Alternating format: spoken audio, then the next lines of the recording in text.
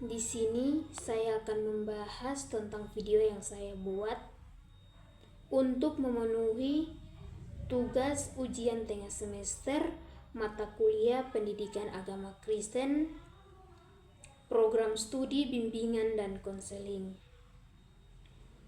Melalui video edukasi ini, saya mengambil tema mengampuni dan memulihkan luka batin.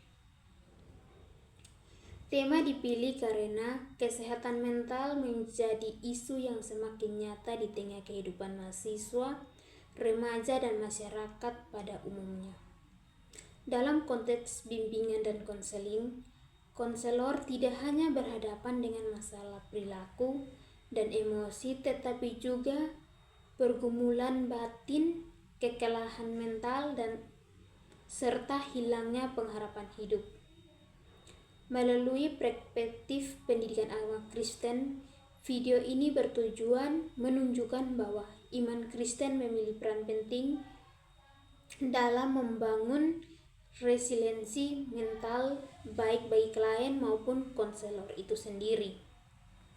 Tema di sini mengampuni dan memulihkan luka batin. 1. Realita klien. Misalkan klien adalah seorang muda yang terus terbebani karena merasa tidak diterima oleh keluarga setelah membuat kesalahan besar di masa lalu, atau korban yang mengalami tindakan tidak adil dan sulit melepaskan rasa dendam. Dampaknya muncul sebagai gangguan tidur, perasaan rendah diri, dan kesulitan membangun hubungan baru. Menunjukkan bagaimana ketidakmampuan untuk mengampuni dapat merusak kesehatan mental. 2. Nilai Alkitab. Pertama, ajaran Yesus dalam Matius 18 ayat 21 hingga ayat 22 tentang pentingnya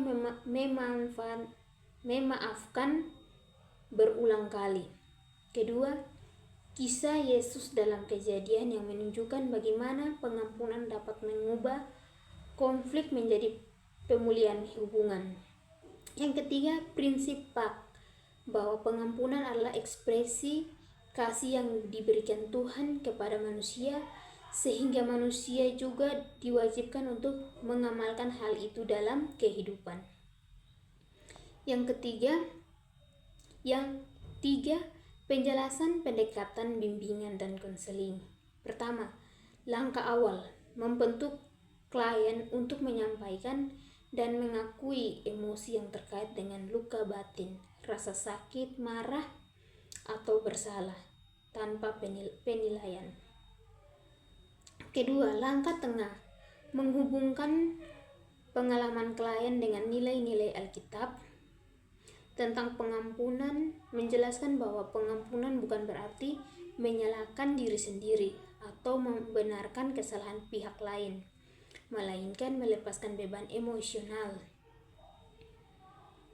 Ketiga, langkah akhir menerapkan teknik seperti refleksi diri berdasarkan ayat-ayat suci, menulis surat pengampunan baik untuk diri sendiri maupun orang lain, atau berdoa sebagai bagian dari proses penyembuhan.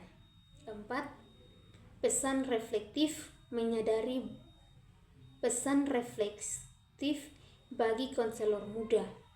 Konselor muda perlu menyadari bahwa proses pengampunan juga harus mereka amalkan dalam diri sendiri agar dapat memberikan bimbingan yang otentik. Selain itu, penting untuk memahami bahwa pemulihan luka batin melalui pengampunan tidak terjadi dalam sekejap, sehingga konselor perlu memiliki kesabaran dan empati yang tinggi dalam menghadapi klien. Ini dari saya.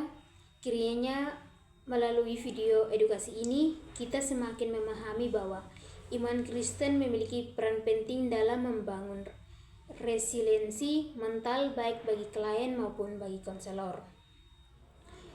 Dan juga PAK tidak hanya diajarkan di ruang kelas, tetapi dihidupi dalam praktik pendampingan yang penuh kasih dan empati. Terima kasih, Tuhan Yesus memberkati.